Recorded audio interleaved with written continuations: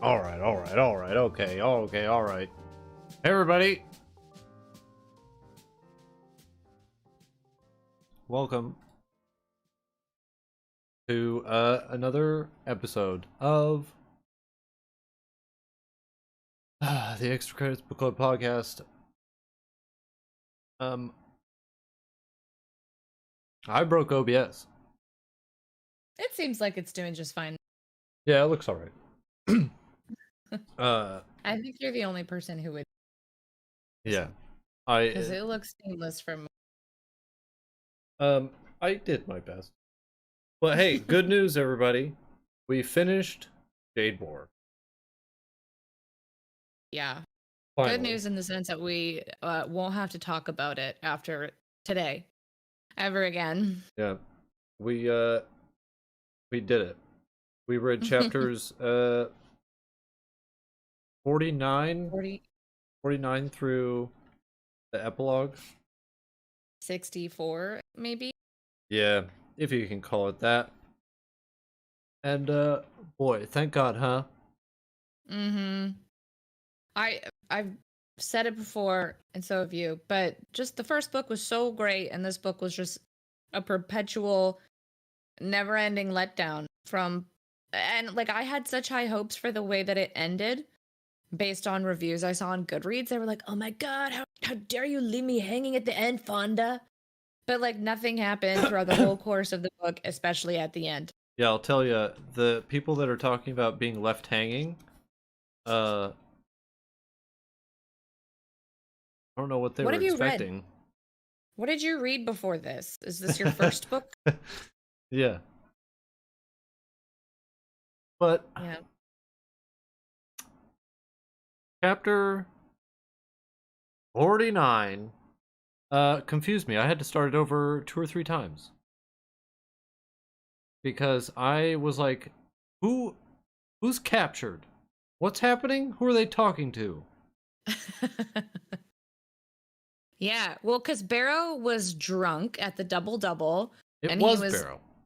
It was Barrow. He was at the double-double, getting drunk and being like, as soon as I'm out of money, walking off a bridge. And then Aiton, the guy who has no arms and a monkey, was like watching him, and he was like, ooh, I recognize this behavior, having experienced it myself when I lost my arms before I got my monkey and discovered the joys of fatherhood.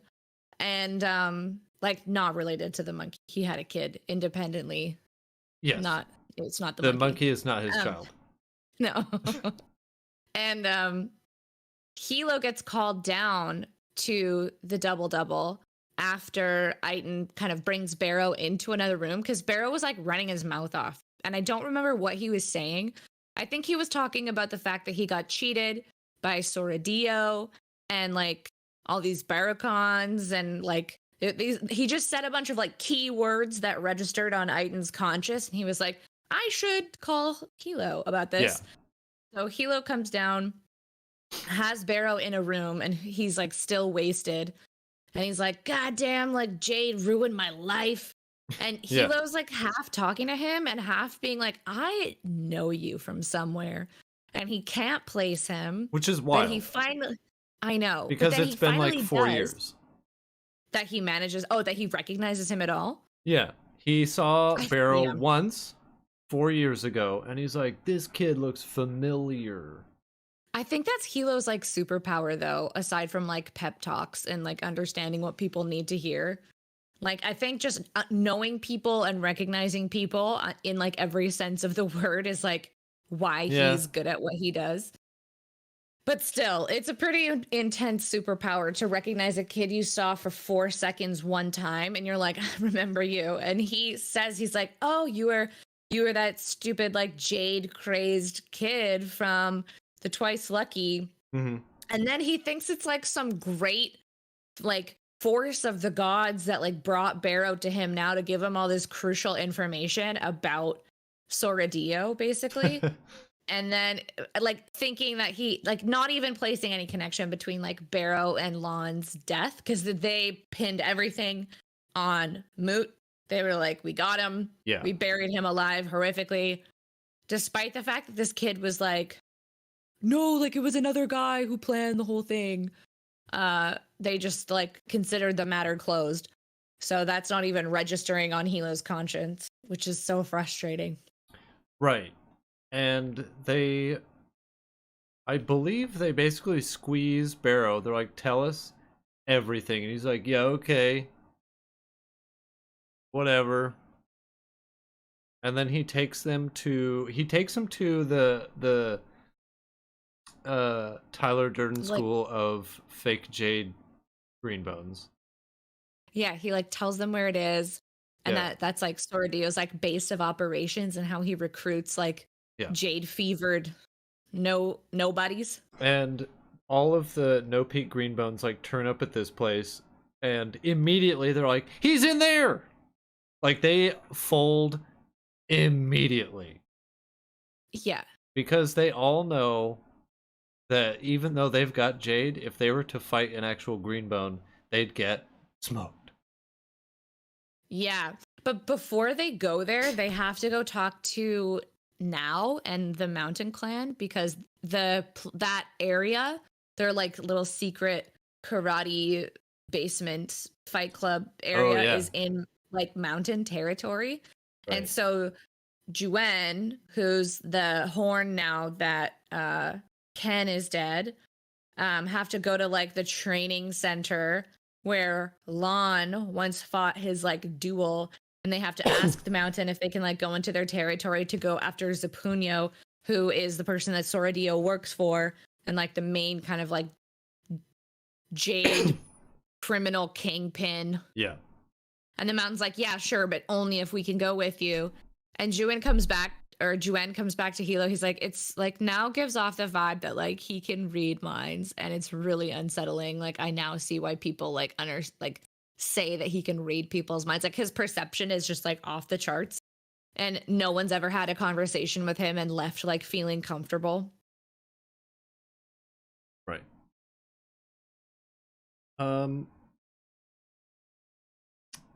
They capture Soradio, and he folds instantly. Like they don't even like put the screws to him. They just kind of like sit him down in a chair, and he's like, I'll tell you whatever you want to know. Everything down to like the security system at his house. Like yeah. It's like they just kind of put, you know, like the implication that they might hurt him or something. Like they just put him in the room, and he's like, I'll tell you everything. I'll tell you everything. Like, boy, well, oh boy, some tough guy, huh? Yeah, and then they kind of let Tar like have a closed door time with him for a little while, and I think when Hilo finally comes in, Soradio's like hanging upside down from the ankles, like Flayed Man style, like as if he's just been in like Ramsey Bolton's, I'm gonna say Snow, but I guess he's a Bolton, like little playroom. Yeah, and he's just like covered in blood. And Tar is mad. I think Hilo like he asks like who ordered the hit on Hilo that killed Ken, and it was Zapunyo, but the mountain like strongly encouraged it, and like Now had approached Soradio to be like the go-between between the Mountain Clan and Zapunyo, so that the Mountain Clan could like publicly maintain their peaceful facade. No peak. And then he was like, okay, where do you want your body sent? And then like kills him. And Tar's really mad that they let him die nicely and like honorably. And he's like, listen, man, this dude was just a puppet. Like, what do you want? Yeah, what do you? It's not really his fault that your brother's dead. And I believe in the next chapter, because that's pretty much the end of that one. In the next chapter, they're like kind of trying to think of ways to murder Aitmata and whoever her new horn is, I think. I think they're like... Go ahead. I think, yeah, they're kind of like shutting down all the jade dens and trying to track down like where Zapunyo is. Yeah. And like trying, and like they want to storm his compound. And Yeah. Shay's like, dude, like, we need him to die, but we can't just like go invade another country and assassinate somebody. Like, what would Espenia think? Yeah, but like one of my notes was that No Peak is constantly having to like worry about Aisho, their little code of honor. And I'm like, no one else in this book is. You guys Or are the ever has. only ones following this rule, and all it's done is to make things worse for you. 100%. Just But I stop also, following Aisho, and things will work out for you. yeah, I think in this instance, though, it's less about Aisho and more about like, we're kind of in the middle of an international conflict and we don't want the Espenians to like turn against us in this war because they're Yeah. our allies. And they were also, Hilo was also rude to them in a meeting. So they don't want to put even more stress on that relationship. Yeah, But Tar gets really pissed about it though. He's like, why are you always fucking putting Espenia first? Like, what about K-Con? yeah. But we do get Hilo going on like bloodlust in this chapter. Mm-hmm. And I don't remember specifically what it was. I just remember writing the note that I like this bloodlust Hilo. Because I think he starts going around town threatening everyone. Yeah, like as they're cleaning out all the jade dens, Hilo is like back on the streets, like leading the charge basically, Mm-hmm. and like reminding everybody why, like who he is, basically, like how he became a very powerful horn. Cause like he's been behind a desk for a few years at this point, and everyone's getting a little too comfy with like asking things from him. Like it's a nice little time in his life for him to get back out on the streets and beat up some people. Yeah. I don't remember much about this chapter other than Hilo going around essentially like kicking down doors and reminding the people of K-Con to put respect on his name. Yeah, he goes back to, well, first of all, he shuts down Tar wanting to like go into Zapunio's complex and kill him, even though Right. Hilo wants to do that too. But he's like, I have to give it to Shay. She's had a much cooler head about this. If I had it my way, like I would do Tar's plan, but we got to be really cool about this. So then he goes back to the inheritance, the boat of Van Sando, one of the potential heir apparents to the Right. Mountain clan. Right. And the one that he and Shay decided they were gonna back. Like, and apparently it was 2 years ago at this point that they went and met him on his boat initially. And Van Sando has done absolutely nothing to make moves against Aitmata. Mm-hmm. And so Hilo's like, dude, I thought we were friends. Like, why is Ait still the mountain? It's 2 years later. Why have you stopped returning Shay's calls? And then Van Sando tries to go like very business timelines with him. He's like, oh, like maybe next fiscal, like, like I've seen a lot of like major corporate takeovers before. And like, you can't be rash about this. Like, you've got to do it slowly. And he was like, I don't want to hear it, dude. Like, after Ait's father died, it only took her 6 days to kill her rivals and become pillar. Like, why has it taken you 2 years to do what she did in 6 days? If you want to lead, you can't wait for everybody to line up behind you. And then he like threatens, he's like, dude, if you don't get this done in like 1 year, I am going to tell Ait that there are traitors in her midst and basically rat you out to her, and then she can deal with you. And then he like vaults over like the railing on the boat and like lands on the dock and just like walks away. Very cool. I know. This chapter 51, I think, because these first couple chapters, because I read all of the final chapters for this episode, I read them all in one day. Right. So the first couple blurred together because I wasn't really in the listening mindset. So is this the chapter where Wen turns up in Espenia Yes. and she meets up with Andon? He like picks her up from the airport, and he essentially takes her back to the hotel, and she gives him a pep talk because everybody has to fucking pep talk Andon because he can't think for himself unless someone's telling him that he's doing a good job.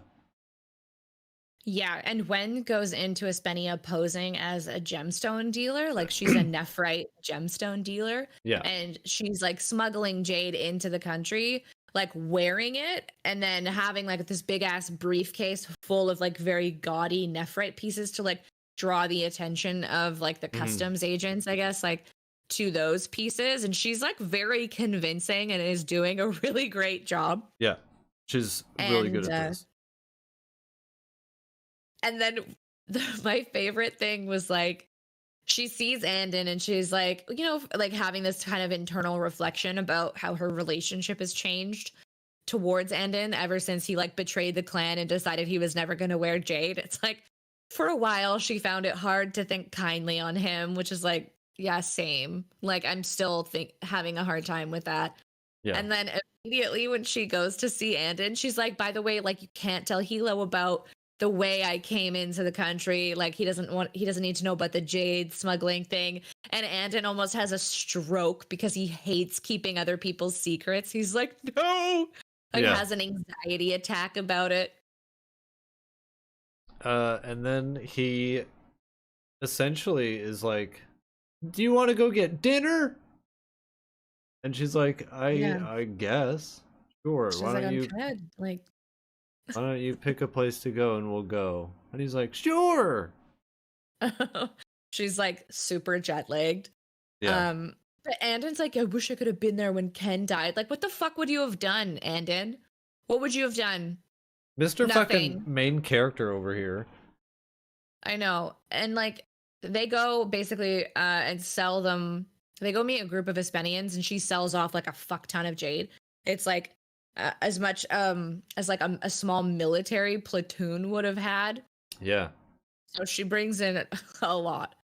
And she's still there like doing actual like interior design, weatherman's work. So she's got to get to bed so she can go like look at, you know, the floor plans and drapes and shit. The like Espenian office that they opened up, that I believe in the next chapter we find out that Andon works at the Espenian office that they set up, that the No Peak clan set up there. And who did they send over there? It was the Hami. Yeah, Hami Tumashan. Mm-hmm. And Andon is essentially just like a secretary. And he loves it. Yeah, he thinks he's doing God's work. And you know what? Good for him. Like, if he was born to be a secretary, fuck yeah, Andon. If you love what you do, you never work a day in your life. That's what I always say. And then we get the rest of the chapter is Andon talking about his relationship with Corey. Which fucking... Man, who cares? Who cares? And it's like him talking about how they would like meet up and fuck. Go to the movies. Go to the movies, then come back and fuck. And then they would meet again like next week, and then next week turned into 2 weeks, and then 2 weeks turned into 4 weeks, and it turned into months. And Andon's like calling Corey like, hey, are you gonna come by later? And Corey's like, I'm busy, dog. He's like, he doesn't say that. He's not like mean to Andon. Yeah, he is. He's an asshole. Like, well, he is, but he like pretends to be nice. He's like, oh, like law school's like really busy this semester. So like, I just don't know like when I'll be back per se. Yeah, and then Andon goes, are you seeing someone else? Well, he asks him, like, how many people are you sleeping with? He doesn't even ask him if he's seeing anyone else. He's like, how many? Right. And Corey's just like, I lost count, dog. It's too many. I think he's like fucked 2 other people, I think. Or like he's made out with some people and then he had like a one-night stand with someone. And he's like, He's like, wasn't anyone serious? And then Andon's Right. like, what do you mean? And Andon So, like, took that straight on the chin. yeah, I mean, to be fair, I don't think Corey and Andon ever discussed being exclusive, but I feel like with someone like Corey, like if that was your expectation, you would need to have that conversation. Otherwise, you'd be like, "Whoa, I just thought we were hanging out and having a good time." I've never met a dude like who wants any relationship, man. Why are you making this weird? I do feel bad for Andon. It's his first love, and this guy is just like, well, let's Man, just he's go with not the in flow. love. Get Fuck it. out of here. I think he is. He thinks It's been he enough is. time. He wouldn't know it if it. He wouldn't know what love was if it sat on his head. You don't think so? No, he's an idiot. Idiots can still fall in love. I guess. But he would not know one from the other. Because True, he doesn't know what it is. And the first guy who fucking sucks him off in his car and he's like, "Ooh, wow, this guy sure is swell, huh?" Like, he was practically falling head over heels for this guy after he got the blowy in the car and blasted his shit in his Yeah. mouth. Well, that's true, but like he'd never done that with anyone before. It's not like out of the ordinary for people to think they're in love with the first person they ever hook up with. Yeah. I guess that's true. I just like talking shit because I don't like Andon. I think he's a big baby. Yeah, I mean he is. But he, in like a depressed stupor, he calls somebody. I forget who. I think he calls back home because they tell him. Hilo calls him. Right. And he essentially tells him, like, you're gonna have to kill somebody. Yeah, we need your help killing a dude. And Andon's like, oh no, this is what I was worried about. Yeah. Andon had this conversation with Corey though about like whether or not Corey would ever like move to KCON with him. And Andon is like, but like, what would your parents say? And Corey's like, why are you asking about that? Why is that even part of your decision making?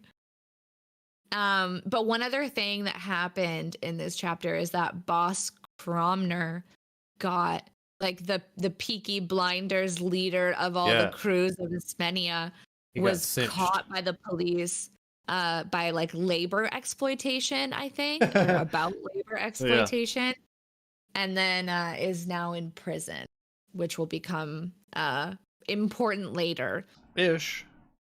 Like, important asterisk, and then like at the bottom of the page in parentheses it says not really. Yeah, I mean that's like anything in this series so far. Yeah. But now that Andon has the task to go convince the fake pillar of this place, pillar of Port Massey. Or I guess South Trap. Yeah. He has to go convince him to help do this murder. And Andon is like, well, gee whiz, mister, we really need your help to murder this guy. And Andon gets a fucking earful. This whole chapter is this guy talking. And his life story. Yeah, his entire life story about how he had to do dirty work once when he was a kid, and he doesn't like it. Yeah, it's so boring. It's devastatingly boring. And then Andon, like at the end of the story, Andon's just like, so will you help? And the guy's like, yes, but on one condition. And he goes, go for it, whatever you want. And he's like, you have to stop seeing my son. I know. I was like, thank God. Someone's thinking clearly. But like his reasoning at first before he launches into his life story was like, oh, well, I mean, like Zapunio's probably a bad dude, but he hasn't done anything to me personally. Right. Even though like a few chapters earlier, after he started seeing like the effects of the like big conference that Hilo had with all the crime bosses, he tells Andon like, tell your family if they ever need anything, we're here for them. And then Andon comes to them being like, so can you help us kill this like really bad dude? And he's like, well, I swore never to kill again. Yeah. If this is so important to you, maybe you should do it. I've heard you're trained to carry Jade. So it's like both we get this guy's boring life story and then Andon being like, it's the only thing I can't compromise. Me never wearing Jade again. Yep. But they basically need Roan. Like they don't need anybody else. They need Roan Toro, the guy who's like the kind of like horn to he's a real hard ass. Yeah. But Andon says one of my favorite things in this whole book, when he's like, you have to stop seeing my son. Andon says, I'm not saying anything to you, and then he storms out. Like, what are you, 5? Yeah. Boy, oh boy. Basically. The next chapter is one of the interludes where we get like a lore or mythological story. And this one basically amounts to the power of Jade comes with a price. Yeah. The end. That's all we need to know for that.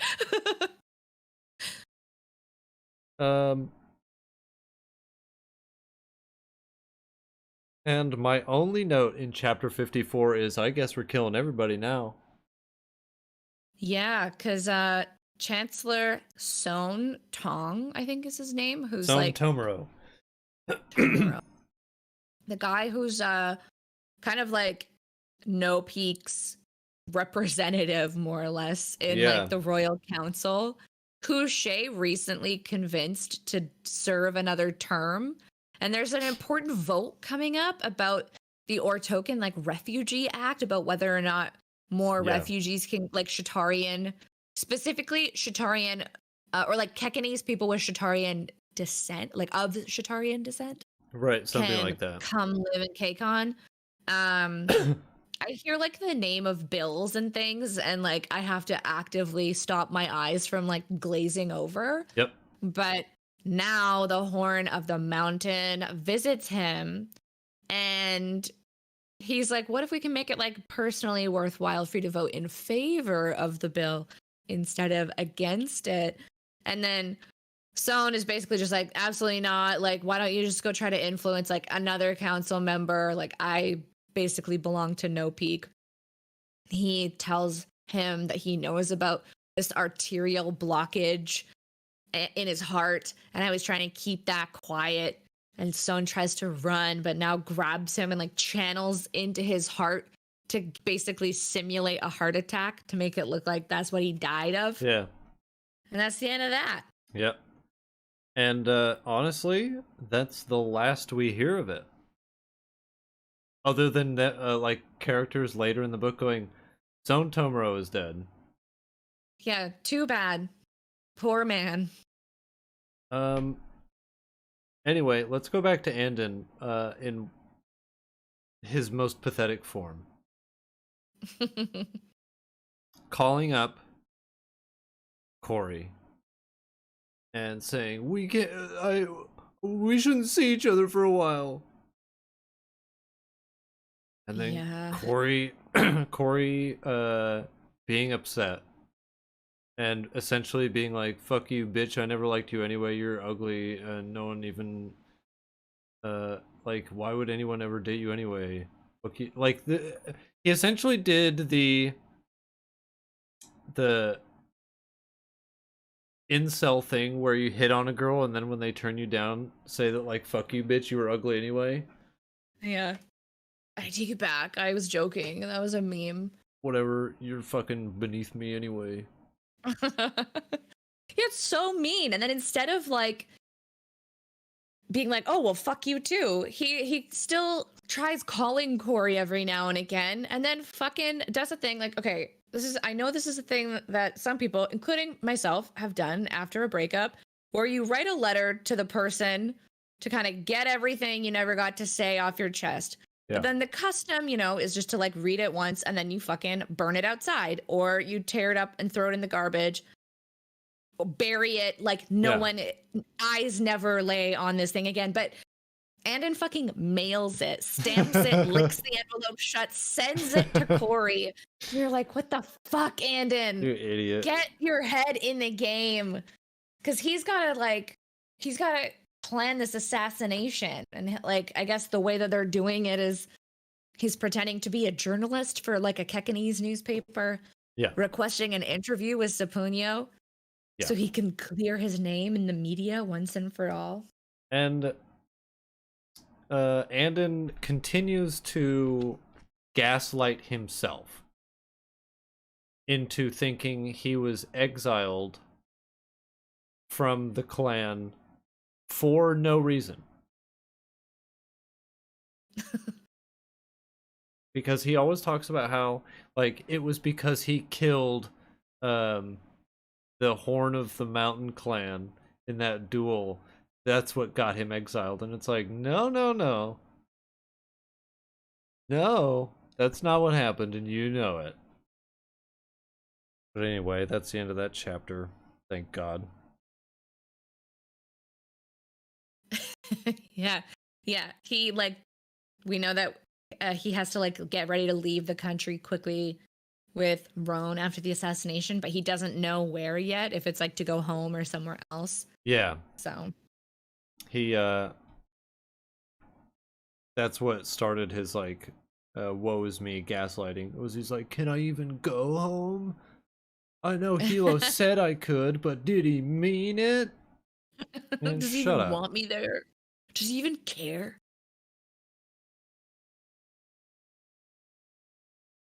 And then in the next chapter, I forget the name of the guy that they tried to get to overthrow Aitmata. So Ven Sando, but it's his son Ven Haku, I think. Right. But like this whole chapter is them getting caught.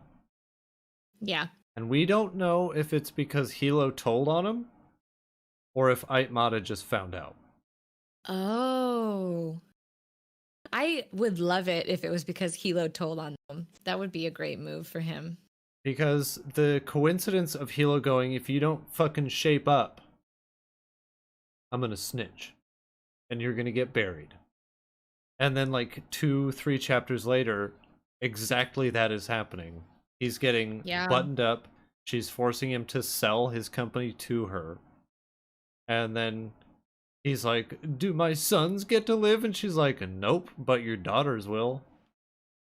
Yeah, like there's this nightclub where Haku is planning with all his boys, like, to kill Aitmata. It's like the night that they're getting ready and stuff like that. And they're like in this like private room.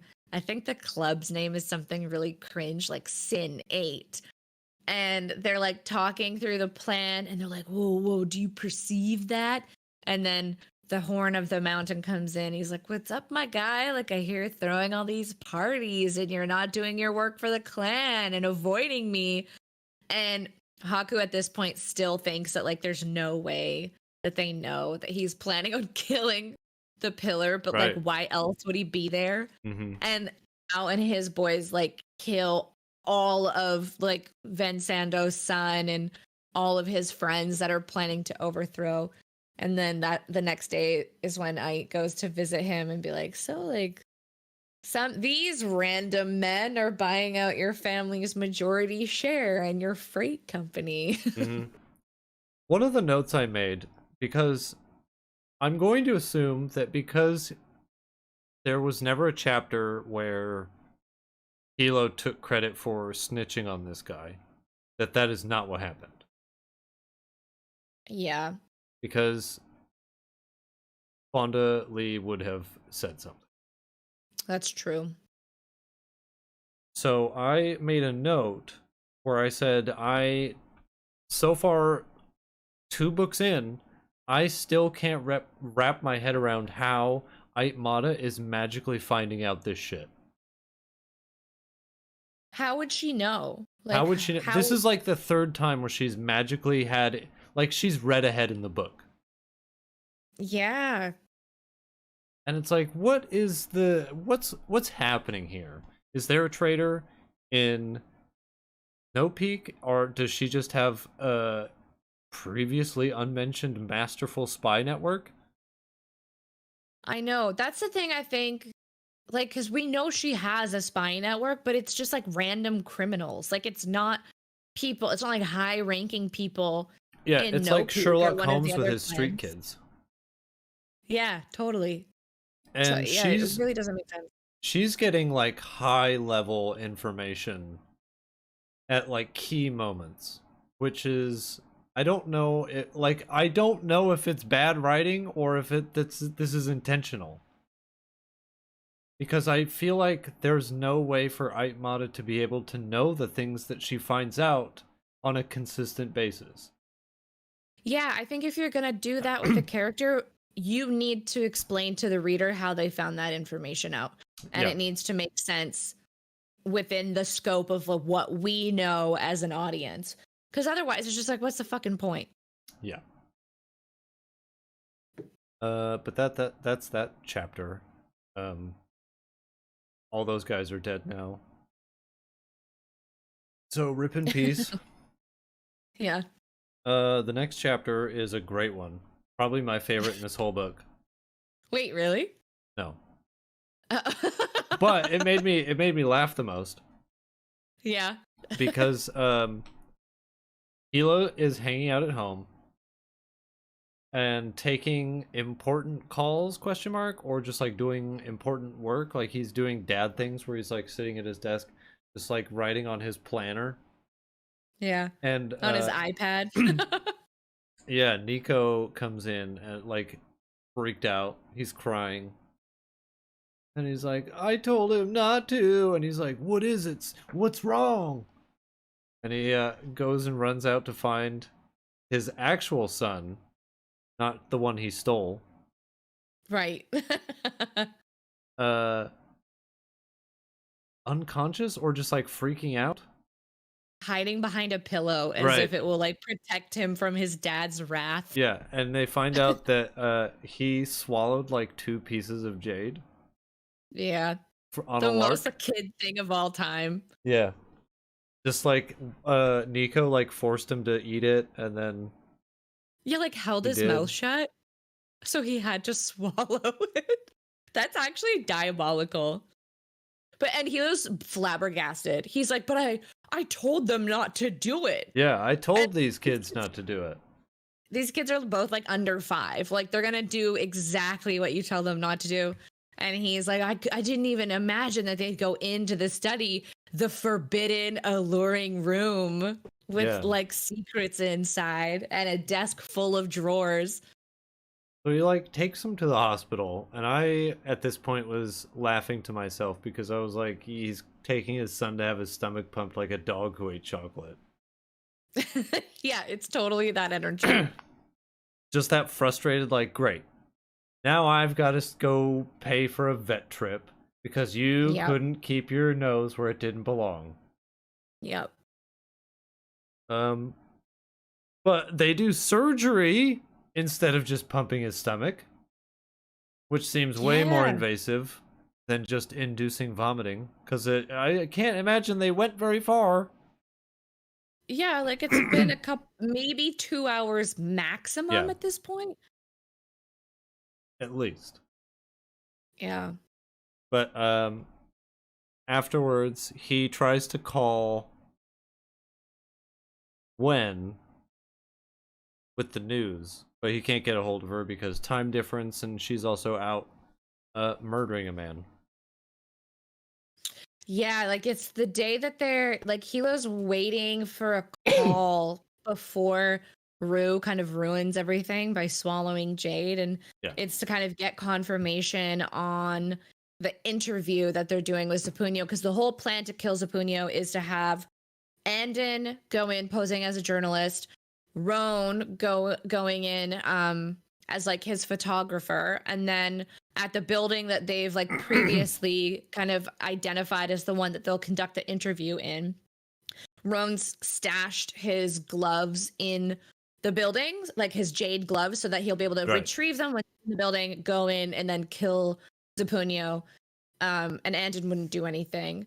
And then Shay calls Hilo. She's like, "Where the fuck have you been?" He's like, "My kid swallowed Jade. Sorry." She's like, "Oh, no problem." And tells him that Zapunio has changed locations on them to his hotel where they cannot easily smuggle Jade. Right. And Hilo is like in such a high panic mode, thinking that his son might still die at this point. So he calls it off. He's like, "No, we're not gonna. That we can't make this work. So don't go ahead with the interview. Don't go ahead with the plan to kill him." And it's really crucial that they take this opportunity to kill him because it's the only time he's going to be in Port Massey, basically, before he goes back to his super secure compound. But he's in town to get a surgery done. So, like, this is our chance. Like, we have to have this interview before he has the surgery. But Hilo's like, "We can't do it. Too risky." And to pile on insult to injury, after he hangs up with Shay, the doctor comes in and breaks the terrible news that, "I'm sorry, sir, but your son, he's a stone eye." Which just means that he can't use Jade. Yeah, Hilo's not actually too upset about it, to be honest. He's like, no, "Oh, he's thank like, God I he's figured okay." this was gonna happen. Mm-hmm. But the guy, like, I think he's more upset that the guy pussyfooted around him about it. He was like, And "Oh, treated it like it he's was sorry to say, but your son," like, he basically told him like he had cancer. Yeah, yeah, exactly. And Hilo was like, "What the fuck? Like, it's not that big of a deal."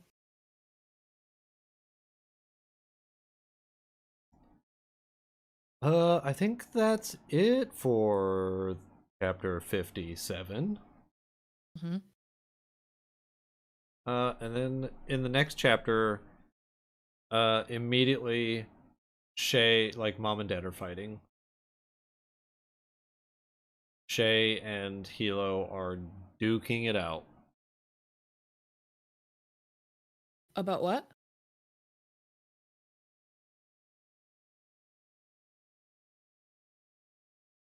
A good question.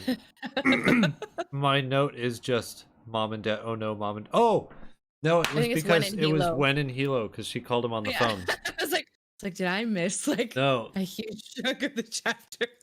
no, Shay and Hilo fighting is later. Hmm. It all blends together, boys and girls. It all blends together. But like Wen eventually calls him back. He's like, "By the way, the assassination's canceled. Mm-hmm. Also, our son's a stone eye." She takes that way harder than Hilo. I can understand why she would though, because she feels like it's her fault. Right. She's like, "This is like our son, like the heir to No Peak." But then she is like thinking later, she's like, "Oh, this is probably why I was so like intent on getting Nico back into the family to be the Right. proper heir, because I always knew that one of my kids could be a stone eye." But I think she goes through like all the stages of grief, finding out that her son won't be able to like participate in the clan, and will have to basically live the same existence that she has to, where you're in, but you have to fight for every like square inch of authority and respect that you have, because Mhm. nobody wants to put you in danger. Nobody wants to, they're like, "Oh, it's clan things." You wouldn't understand. Like, they're still always excluded from like the major operations and like big decisions. So I find Wen's reaction very understandable and human, Yeah. because, yeah. Even though one of my final notes for this particular chapter is that the last like 3 or 4 chapters have been some peak soap opera bullshit. It has Yeah. been so melodramatic. Like, kids swallowing Jade, Andon crying on the phone 1,000 for Ugh. Mailing his breakup letters. Yeah. It's just so embarrassing for everybody involved, including us, the reader. Yeah, We because have we have to to, sit through it. yeah, we have to deal with the secondhand embarrassment. Yeah.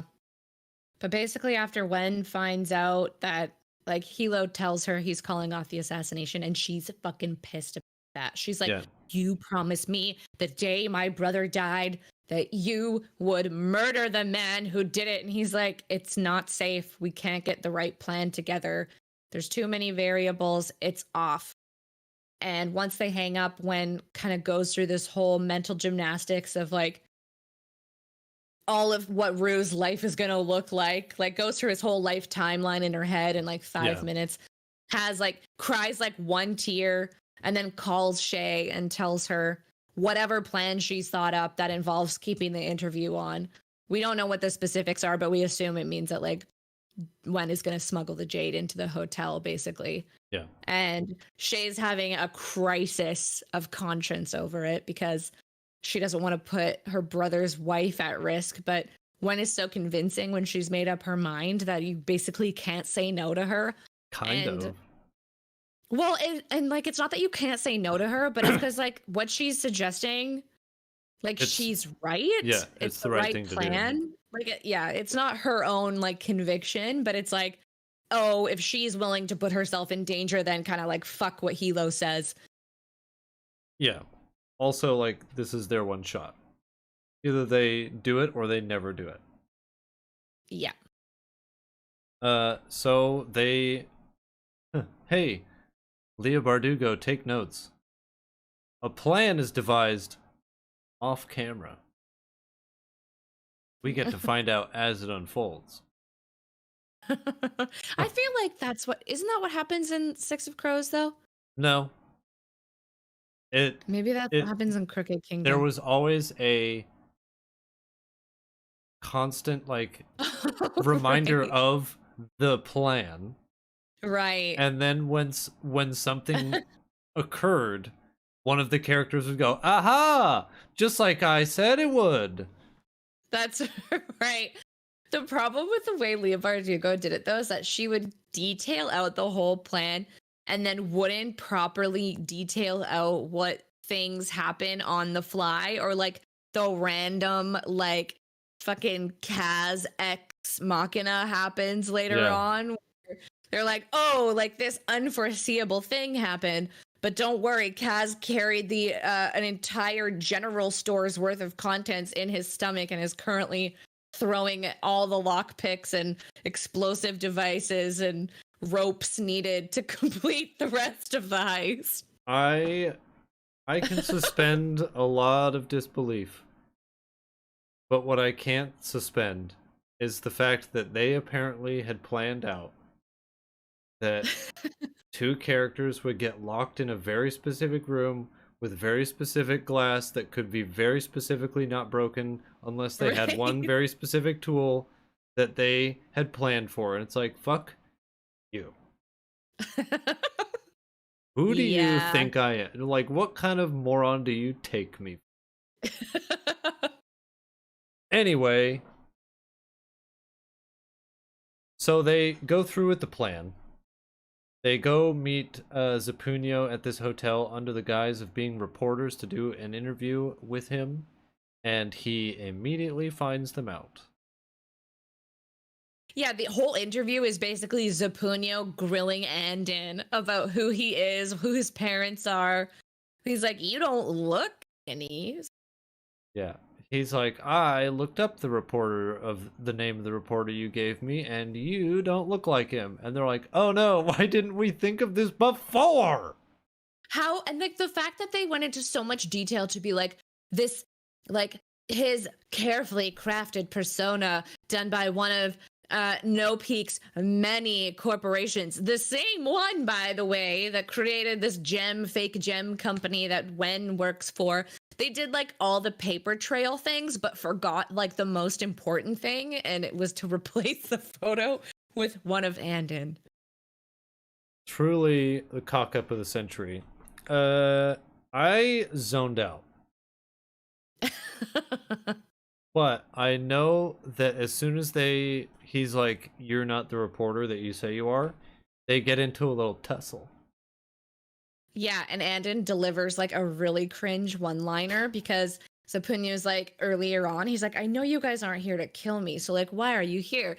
And then as soon as their identities are revealed, Andon leans in, he's like, you're wrong. I am here to kill you. And it's Oh like, okay, boy. Ooh. we'll work on it. But they get into a tussle, they kill Zapunyo.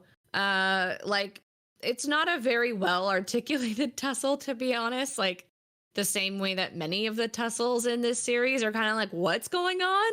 Yeah. She's good at describing like one-on-one combat, but when it comes to like chaos occurring in a room, it's just like really hard to visualize the specifics of like what's going on. So the important thing that happens in that tussle is Zapunyo is dead. When Andon and Roan leave the hotel room, no one suspects a thing. They get into the car, they escape, they leave all the jade on the bodies. Um, and Andon's like really conflicted about leaving the jade in the room. And it's like, what the fuck are you gonna do with it? You're gonna touch it? You're gonna wear jade, Yeah. Andon? But they get out of the hotel, they get into the car, they drive 15 minutes away. Wen thinks they're home free, and their like home free base is the hardware store where Andon used to work. And Mhm. they have like supplies and shit stashed there. And they start kind of like gathering their things and making plans to get out of there when some crew boys show up and shoot Roan in the legs. Bah, bah, bah. And I got to hear the beautiful Espenian crew boy accents because I listened Ugh. to the audiobook for these chapters. Yeah. It's so bad. It's truly horrendous. It's like Mary Poppins, Dick Van Dyke, chimney sweep vibes. Yeah. I like what I like and I likes what I see. Yeah. And this is where the book started to lose me a little bit. Only now? Well, in this batch. But the motives for old Skinny Reams to be there to put the screws to these three people is so contrived Yeah. and so, like, how did he know they were going to be there? Only one of those, like, only one of those people is aware of who any of them are. Like, only Rome Yeah. Torer would know who that group is. Certainly, And he the wouldn't know random who Wen is. No, but like Carson Sunter, the guy who's like Andon stole his bike and like who he got into a little fisticuffs thing is He there too? and he's there and he like punches That's Andon in the so face. contrived. I know it's like what you're gonna kill him because he's like that's your motive for wanting to kill him. Yeah, He beat you up 3 years ago. yeah. And, like, even one of my notes is, why is Skinny Ream so mad? Look, why isn't he taking this up with like the rest of the crews? Like this should be a crew related tussle because the person who tried to kill him was Boss Cromner and his people. Because Yeah. Skinny Ream like, survived an assassination attempt. So why the fuck is he going after these randoms and not the people who like outright betrayed him? I think it really just boils down to he's like, you brought this Jade in and your dumb Jade has made my life miserable. And I'm Yeah. like, that is not a gangster way of thinking. No. That's not very Peaky Blinders of you, mate. Yeah. Despite every effort to sound exactly like them. And just when you are at your peak, like, what is this dude's like? Why are you so mad for, dude? Yeah. He kills Ron Toro. Brutally. Yeah, it's very rude. It's like the most explicitly described death in the series.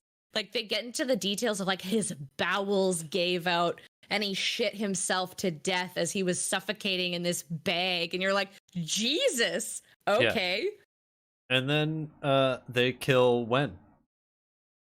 Yeah. And I was like, okay, all right. You're really painting Hilo into a corner here for the third book, aren't you? Yeah, they kill her the same way, and she dies just repeating "the clan is my blood and the pillar is its master" like over and over until she just like suffocates to death, basically. Yeah. And then Like, they almost kill uh-huh. Andon. And then like some magical Deus Ex Machina happens where these people randomly show up and I don't know who it was. So, okay, I think how this happened because Andon tries to make a call right before Bicycle Boy hits him in the face, and it's not clear if the receiver was like picked up on the other end or not.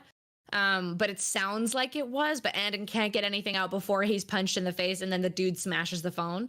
But Doc Lawson and the crew, his crew, show up basically because I mean they would know the plan, so it kind of makes sense that they would be there.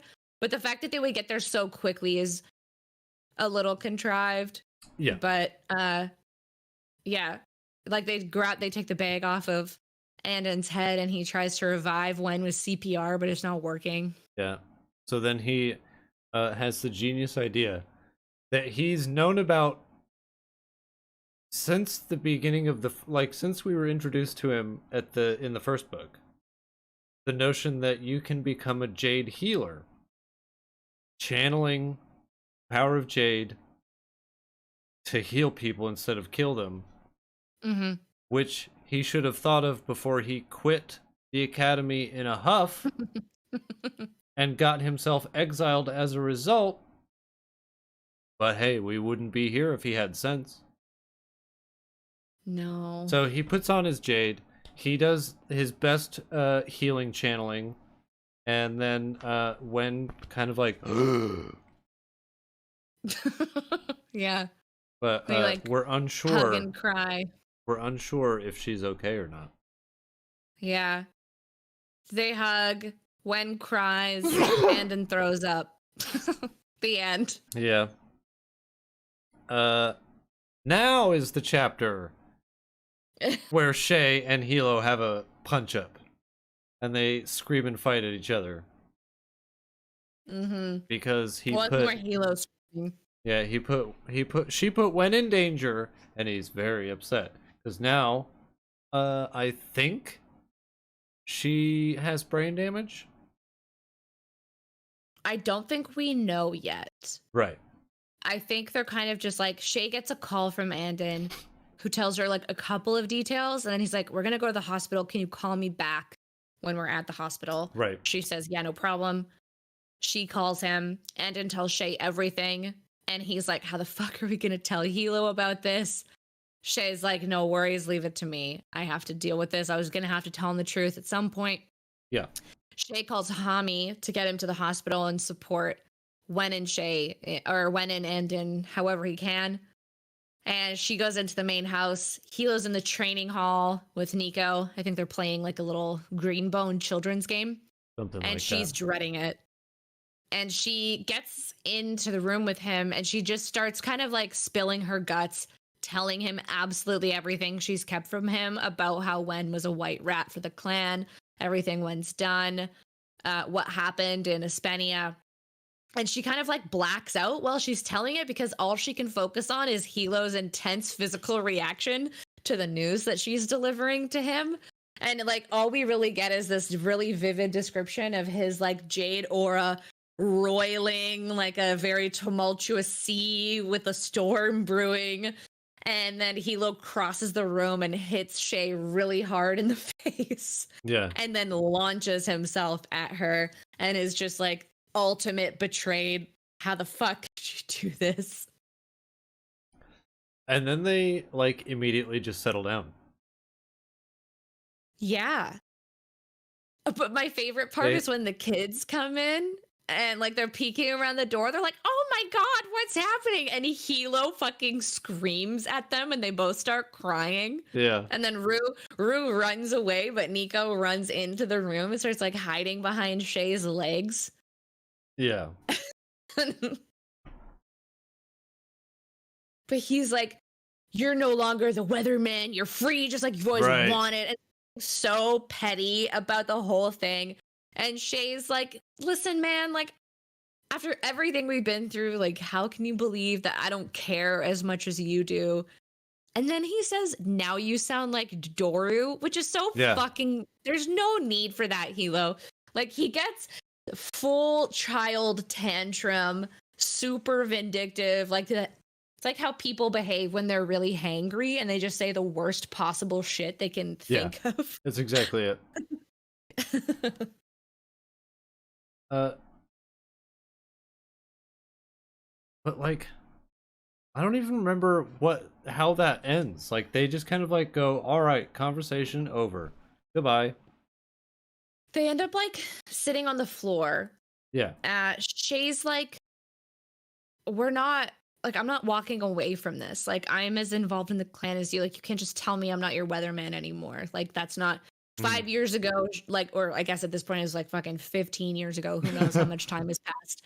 Like, yeah, maybe a long time ago I would have walked out, but like, that's not me anymore. I've clearly made the decisions I need to make to be here. But the way that Hilo frames why he's so upset made, like, I take issue with, because he's like, my wife was the only thing Jade wouldn't touch. Like, how the fuck would you actually believe that? Like, he likes to think that, like, there's like the clan and his Jade life, and then there's like Wen, his like safe place and like domestic goddess. Right. Like, I don't know. It's just It's the very way he tries to keep her separate is like really toxic, to be honest. yeah. It is.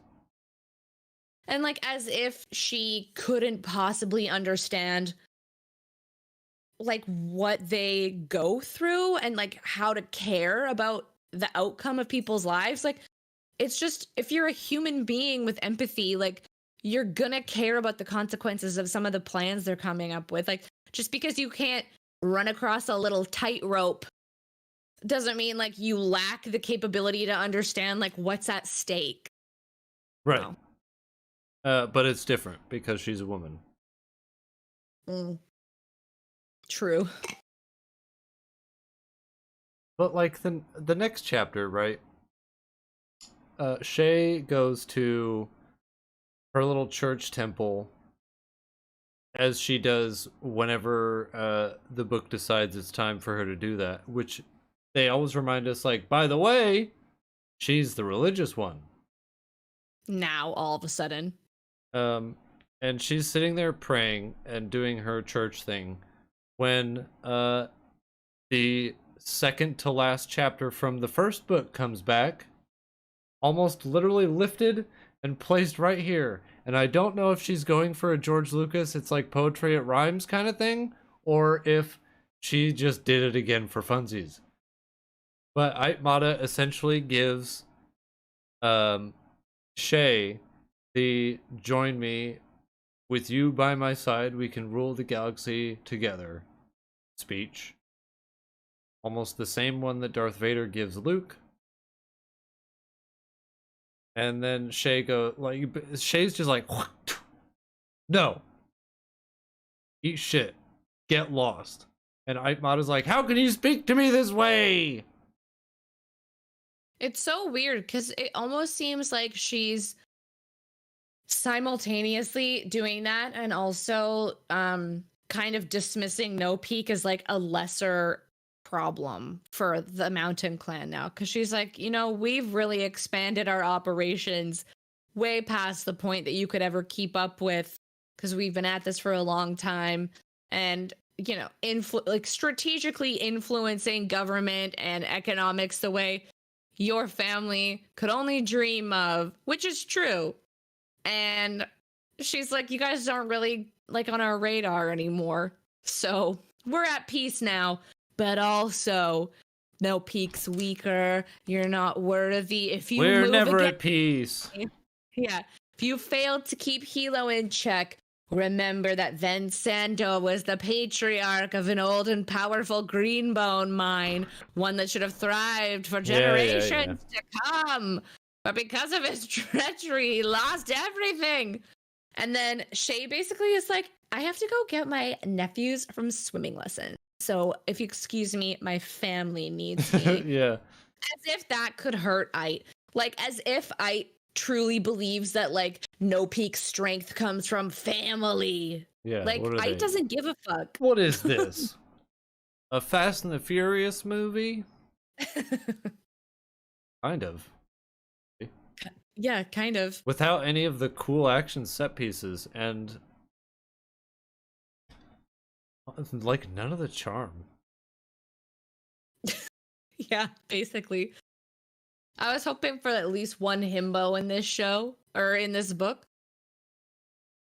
No, No. there's no Paul Rudd or Paul Walker adjacent. That's true. I thought Andon would be him, but no. No. He really let me down. Speaking of Andon, he's back in town.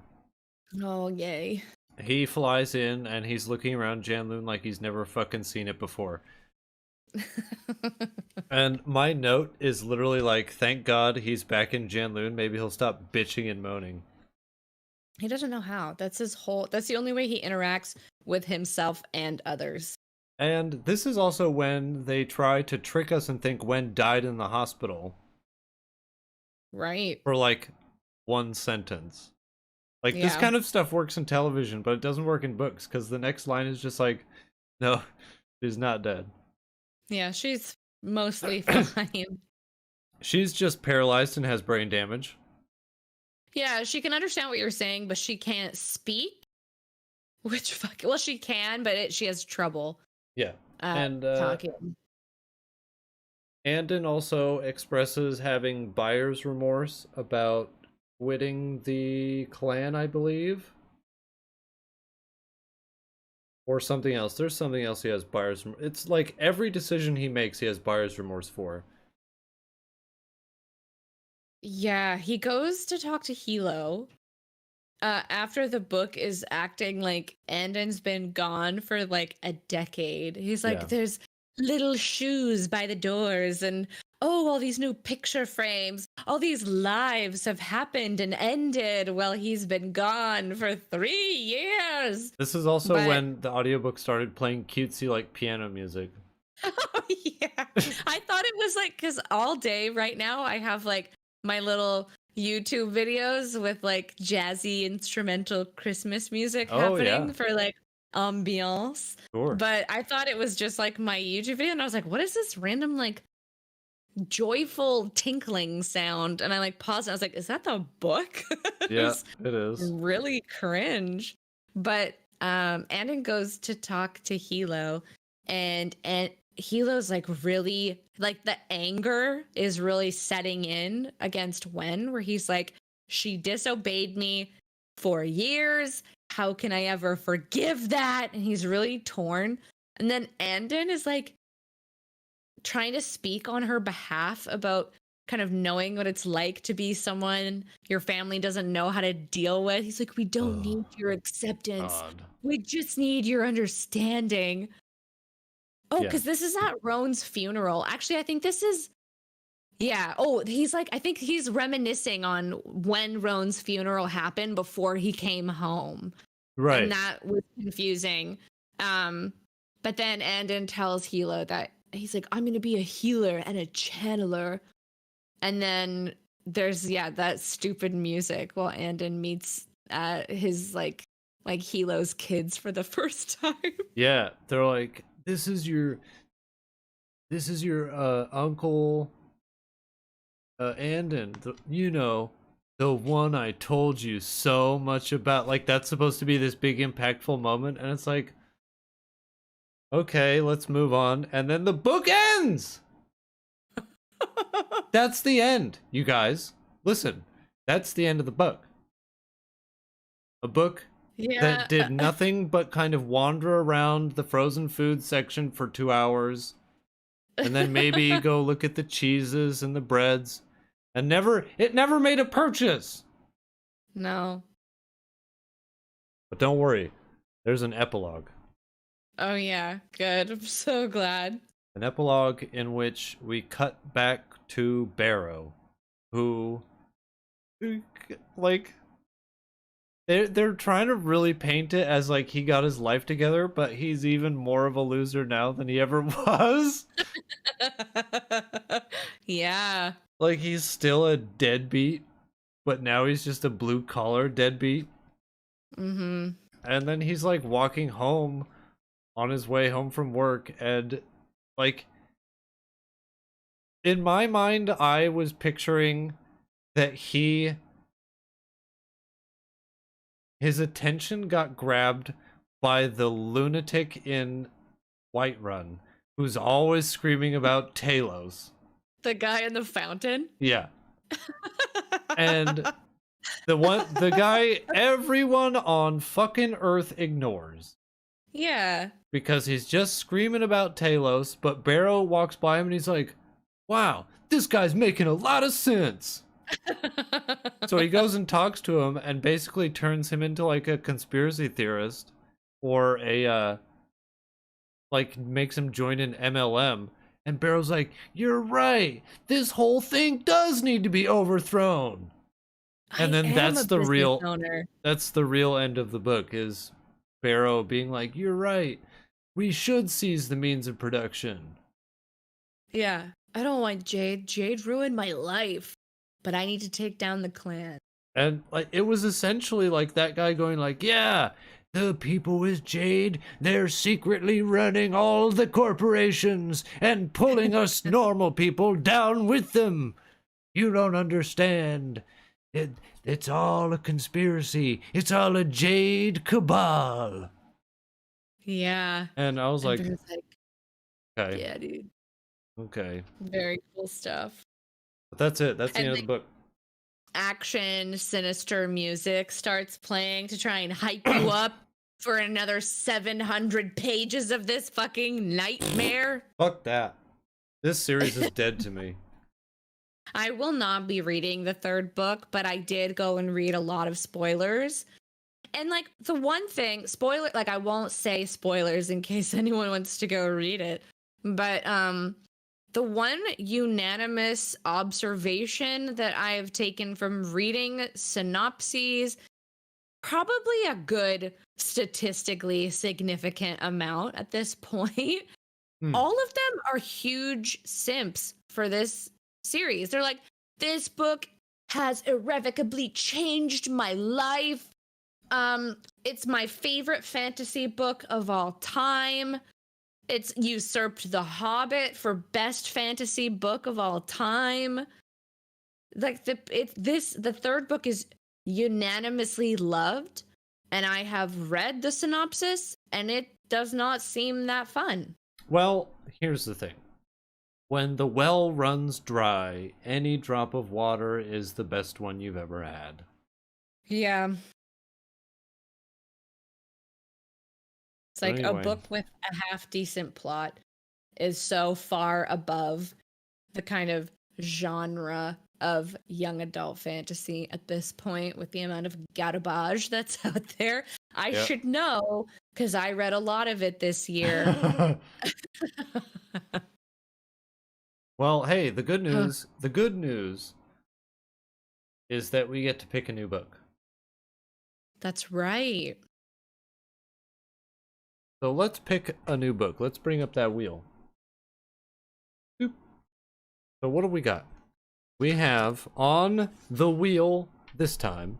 It's a veritable oops all bangers wheel. We have well, that's what we thought last time with Jade War. No, I don't think we even spun for Jade War. We just said we're doing it. Well, yeah, but I mean, because we thought it was gonna be a banger no matter what. Yeah. Oh, what fools we were. Very humbling. We have Equal Rights by Terry Pratchett, a Discworld book. We also have Cold as Hell by Rhett C. Bruno and Jamie Castle, which is something we found almost literally yesterday. And it's read, get this, boys, narrated by Arthur Morgan himself as like a cowboy demon hunter. Yeah. If Doing that's his not the Arthur Morgan voice. yeah, if that's not the dopest shit you've ever heard, like, well, Dutch, there's a lot of devils out there. We're gonna need to get them. Yeah. We also have The Hollow King, which is a Warhammer book, Age of Sigmar book by John French. We have Song of Arbonne by Gabriel Kay. And we have Sabriel by Garth Nix. Narrated by Tim Curry. Narrated by Tim Curry. That's very enticing indeed. Uh-huh. Well, Dutch, let's spin this wheel. And please God.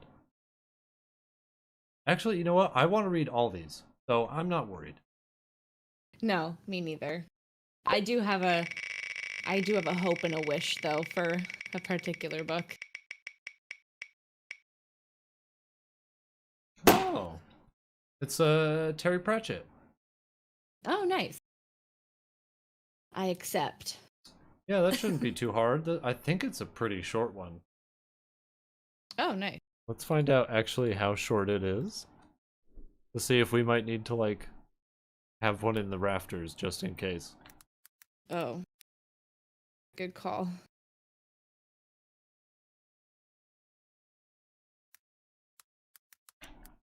I've been meaning to read Sabriel since I was a kid, basically. Oh, it's 7 hours and 7.5 hours. That's not too bad. Oh, that's easy. Yeah. Well, great. That's exciting. I mean, it'll be a breath of fresh air, I'm sure. Boy, no kidding. Well, what do you say we get out of here? Next episode, boys and girls, we're gonna be doing a wrap-up 2022 wrap-up episode where we tier list and rate all the side books we read over the year. Stuff we didn't talk about on the podcast. I think we each read around a dozen-ish. Yeah, I did 10. I have one or two that could be just summed up in a sentence. So do I. But anyway, boys and girls, thank you for hanging out. And definitely appreciate you sticking through this terrible fucking book. Yeah, truly. Takes gumption. But have a nice holiday, because we won't see you until next year. Oh, that's right. Wow. When did that happen? 2023 doesn't seem like a real year yet, to be. No. But it will be next week.